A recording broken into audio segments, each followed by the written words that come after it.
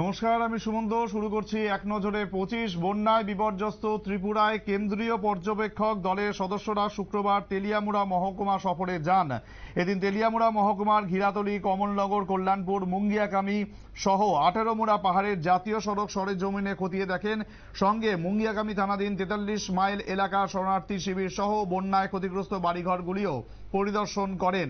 দলের সঙ্গে ছিলেন খোয়াইয়ে জেলাশাসক চাঁদনি চন্দন, অতিরিক্ত জেলাশাসক অভিজিৎ চক্রবর্তী, মহকুমা শাসক পরিমল মজুমদার সহ অন্যান্যরা।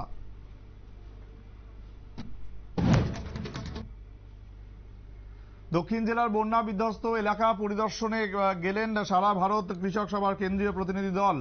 জেলার বিভিন্ন বন্যা বিধ্বস্ত এলাকা ঘুরে দেখে প্রতিনিধি দলটি শুক্রবার দুপুরে সিপিএম বিলোনিয়া মহকুমা কার্যালয়ে এসে পৌঁছয় দলটি। সেখান থেকে বন্যা বিধ্বস্ত শঙ্করমঠ, আমজদনগর সহ মুহুরীপুরের বিভিন্ন এলাকা পরিদর্শন করে ওই দল। পরিদর্শনকারী দলের সঙ্গে ছিলেন সিপিএম বিলোনিয়া মহকুমা সম্পাদক তাপস দত্ত, জেলা সম্পাদক বাসুদেব মজুমদার সহ অন্যান্যরা।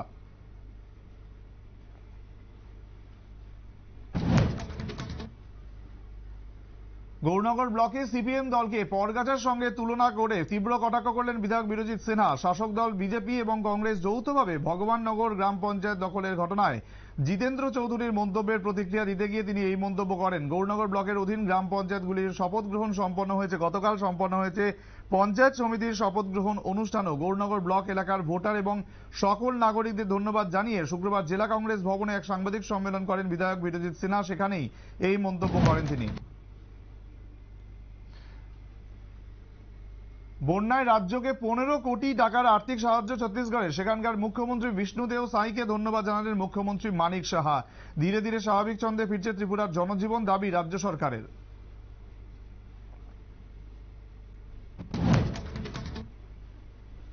রাজ্যে বন্যা কবলিত বিভিন্ন এলাকা পরিদর্শন করছে কেন্দ্রীয় প্রতিনিধি দল। শুক্রবার তারা গেলেন সোনামুড়ার বিভিন্ন বন্যা কবলিত এলাকায়। মহকুমার সমস্ত সরকারি আশ্রয় কেন্দ্রগুলোতেও পরিদর্শন করে দলটি।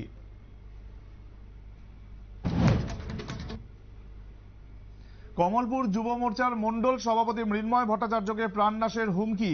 বৃহস্পতিবার রাতে তার বাড়িতে গিয়ে এই হুমকির পর শুক্রবার সকালে অভিযুক্তদের গ্রেফতারের জন্য কমলপুর থানায় এসডিপিও আয়ুষ শ্রীবাস্তবের কাছে ডেপুটেশন প্রদান করে কমলপুর যুব মোর্চা মন্ডলের এক প্রতিনিধি দল। উপস্থিত ছিলেন কমলপুর যুব মোর্চার মন্ডল সহ সভাপতি জয়দীপ মজুমদার, যুব মোর্চার মন্ডল সাধারণ সম্পাদক দীপঙ্কর সিনহা সহ অন্যান্যরা।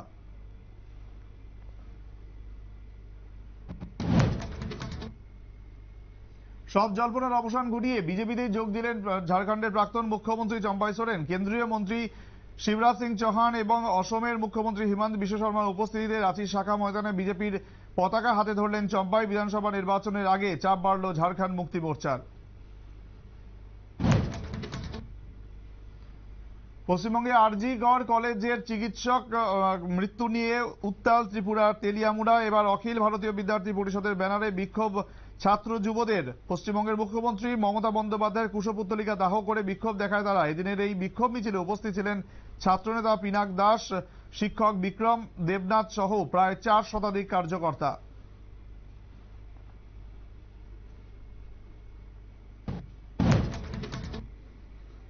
ধর্ষকের বিরুদ্ধে কড়া আইন চেয়ে ফের প্রধানমন্ত্রী নরেন্দ্র মোদীকে চিঠি লিখলেন মুখ্যমন্ত্রী মমতা বন্দ্যোপাধ্যায়। আরজিকর কাণ্ডের আবহে 8 দিনের ব্যবধানে শুক্রবার ফের মোদীকে লিখলেন এবং সেই চিঠি সমাজ মাধ্যমে পোস্টও করেছেন মমতা। লিখেছেন, অত্যন্ত স্পর্শকাতর বিষয় লেখা সেই চিঠির কোনো জবাব এখনো পর্যন্ত আসেনি। তবে মোদীকে লেখা ওই চিঠির যে প্রতিলিপি কেন্দ্রীয় মহিলা এবং শিশু কল্যাণ মন্ত্রকে পাঠানো হয়েছিল তার জবাব এসেছে বলে জানিয়েছেন তিনি।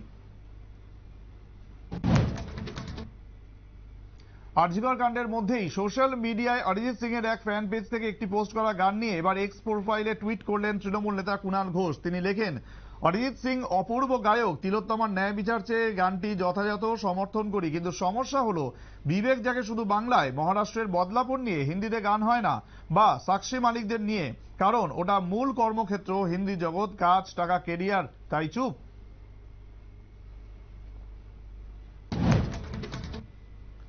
আরজিকর আবহে দিল্লিতে গিয়ে স্বরাষ্ট্রমন্ত্রী অমিত শাহের সঙ্গে দেখা করলেন বাংলার রাজ্যপাল সিভি আনন্দ বোস। বেশ কিছুক্ষণ কথা বলেন তারা। ঠিক কি নিয়ে কথা হয়েছে স্পষ্ট করেননি রাজ্যপাল, তবে বেরিয়ে বললেন অন্ধকার সুড়ঙ্গ শেষে আলো থাকে। এই মন্তব্য অত্যন্ত ইঙ্গিতপূর্ণ বলেই মনে করছে ওয়াকিবহাল মহল। উত্তর কোরিয়া কিম জং উনের সঙ্গে মমতা বন্দ্যোপাধ্যায়ের কোনো পার্থক্য নেই। বক্তা কেন্দ্রীয় মন্ত্রী এবং বিজেপি নেতা গিরিরাজ সিং। তার কথায় দুজনেই বিরোধীদের পছন্দ করেন না। মমতার আগুন জ্বলবে মন্তব্য নিয়ে প্রতিক্রিয়া দিতে গিয়ে এমনটাই বলেছেন গিরিরাজ সিং। এয়ার ইন্ডিয়া এবং ভিস্তারার একত্রীকরণ প্রক্রিয়া সম্পূর্ণ করতে সিঙ্গাপুর এয়ারলাইন্সের বিদেশি বিনিয়োগের প্রস্তাব অনুমোদন করেছে কেন্দ্র। এয়ার ইন্ডিয়ার সঙ্গে মিশে যেতে বিমান সংস্থা ভিস্তারার অংশীদার হিসেবে সিঙ্গাপুর এয়ারলাইন্স 2059 কোটি টাকা বিনিয়োগ করবে। একত্রীকরণ প্রক্রিয়া শেষ হলে এয়ার ইন্ডিয়ায় 25.1% অংশীদারি হবে সিঙ্গাপুর এয়ারলাইন্স। অন্যদিকে টাটার হাতে চলে যাবে 73.8%, বাকি অংশ চলে যাবে অন্য একটি সংস্থার হাতে। চলতি বছরের অক্টোবরের মধ্যেই একত্রীকরণ প্রক্রিয়া সম্পূর্ণ হয়ে যাবে বলে খবর।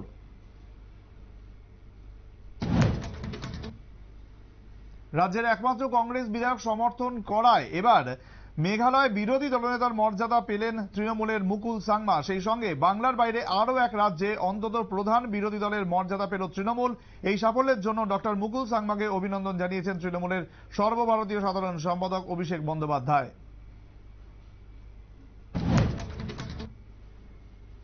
হস্টেলের ছাত্রীদের শৌচাগারে লুকোনো ছিল ক্যামেরা। দীর্ঘদিন ধরে চলছিল ছবি এবং ভিডিও রেকর্ডিং। চাঞ্চল্যকর ঘটনা অন্ধ্রপ্রদেশের কৃষ্ণা জেলার একটি কলেজের। বৃহস্পতিবার সন্ধ্যায় এক ছাত্রী দেখতে পেয়ে হইচই জুড়ে দিলে বিষয়টি প্রকাশ্যে আসে। চলে রাতভর বিক্ষোভ, ওঠে উই ওয়ান্ট জাস্টিস স্লোগানও।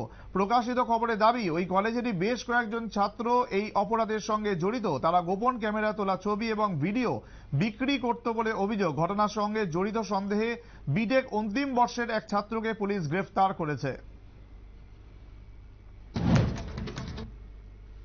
মাত্র 5 মাসেই কিভাবে জামিন পেলেন মদ কেলেঙ্কারিতে অভিযুক্ত কে কবিতা? নেপথ্যে বিজেপির হাত নয় তো? প্রশ্ন তুলেছিলেন তেলেঙ্গানার মুখ্যমন্ত্রী রেবন্ত রেড্ডি, যার জেরে তাকে কড়া ভাষায় ভর্ৎসনা করল শীর্ষ আদালত। সুপ্রিম কোর্টের সাফ কথা, এটা একজন মুখ্যমন্ত্রীর ভাষা হতে পারে না। বিচারপতি বি আর গাভাই বলেন, আমরা কারো সমালোচনার ধার ধারি না, নিজেদের কাজটা সজ্ঞানেই করি।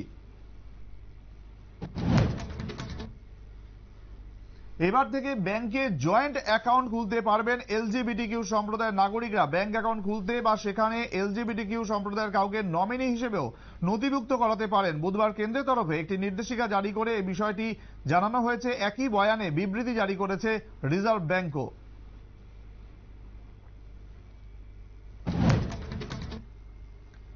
বিধানসভা ভোট পর্ব শুরুর আগে জঙ্গি হানার আশঙ্কার পাশাপাশি জম্মু এবং কাশ্মীর পুলিশের মাথা ব্যথার কারণ হয়ে উঠেছে হিসাব বহির্ভূত টাকা আর বেআইনি মদের রমরমা।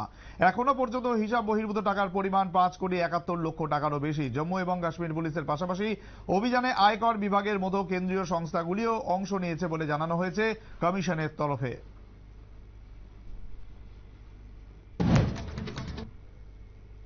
বাংলাদেশের প্রাক্তন প্রধানমন্ত্রী শেখ হাসিনা এবং তার পিতা বঙ্গবন্ধু শেখ মুজিবুর রহমানের পরিবারের সদস্যদের আর দেওয়া হবে না বিশেষ নিরাপত্তা।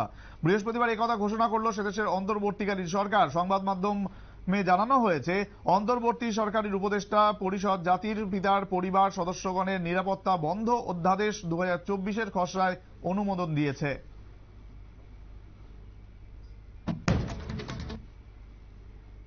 কমলা হ্যারিসকে কুরুচিকর আক্রমণ করে বিতর্কের কেন্দ্রে ডোনাল্ড ট্রাম্প। এই পরিস্থিতিতে তাকে নিয়ে মুখ খুললেন মার্কিন প্রেসিডেন্ট নির্বাচনে ডেমোক্র্যাট প্রার্থী। তবে ট্রাম্পের নতুন মন্তব্য নিয়ে নয়, এর আগে তাকে নিয়ে করা ট্রাম্পের এক মন্তব্যের প্রতিক্রিয়া দিলেন ভারতীয় বংশোদ্ভূত নেত্রী। সম্প্রতি এক সাক্ষাৎকারে ট্রাম্প প্রশ্ন তোলেন, মার্কিন ভাইস প্রেসিডেন্ট কমলা হ্যারিস আদৌ কৃষ্ণাঙ্গ নাকি বর্ণের রাজনীতি করছেন? সেই প্রসঙ্গে কমলার প্রতিক্রিয়া, সেই একই ফাটা রেকর্ড চালাচ্ছেন ট্রাম্প। কয়েক বছর আগে জিওর আগমনে কার্যতই বিপ্লব এসেছিল ভারতীয় প্রযুক্তির দুনিয়া। এবার এআই নিয়ে আসছেন মুকেশ আম্বানি। স্বাভাবিকভাবেই যাকে ঘিরে তুঙ্গে আলোচনা। রিলায়েন্সের 47তম বার্ষিক সাধারণ সভায় আম্বানির ঘোষণা, আসছে Jio brain. AI everywhere for everyone থিমে আনা হচ্ছে এই কৃত্রিম বুদ্ধিমত্তা প্রযুক্তির প্ল্যাটফর্ম।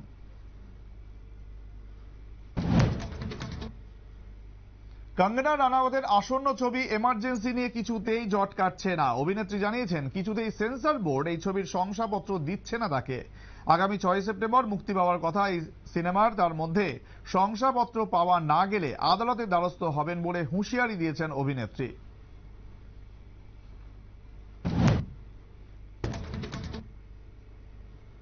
প্যারালিম্পিক শুটিং এর শুরুতেই সোনা ফলালেন অবনী লেখারা। 10 মিটার এয়ার রাইফেলসের SH1 ইভেন্টে সোনা জিতলেন অবনী। ওই একই ইভেন্টে ব্রোঞ্জ পেলেন ভারতের মোনা আগরওয়াল। পদক জয়ীদের শুভেচ্ছা মুখ্যমন্ত্রী মানিক সাহার।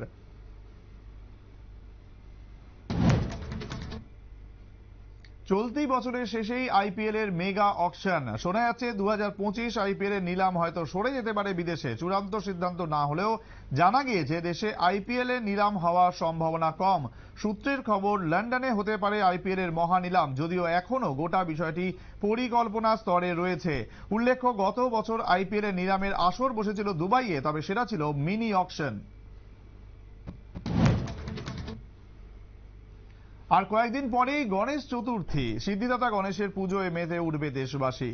শেষ মুহূর্তের প্রস্তুতি চলছে। মূর্তি বাড়ায় চরমে ব্যস্ততা। শিল্পীরা জানাচ্ছেন গতবারের তুলনায় ভালোই চাহিদা রয়েছে মূর্তির, তবে রাজ্যে বন্যার জন্য অনেকটাই ক্ষতি হয়েছে তাদের।